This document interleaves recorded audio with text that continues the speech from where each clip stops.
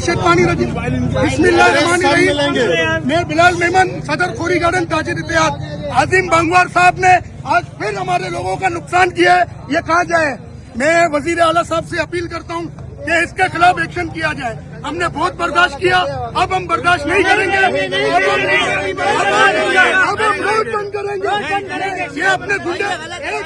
ये अपने गुंडे लेके आता है, अब मारे, हमें मारे, एक बार मार दे हमारी जान छूटे, हम थक चुके हैं इससे। आजिम भगवान, आजिम भगवान, आजिम भगवान, आजिम भगवान, आजिम भगवान, आजिम भगवान, आजिम भगवान।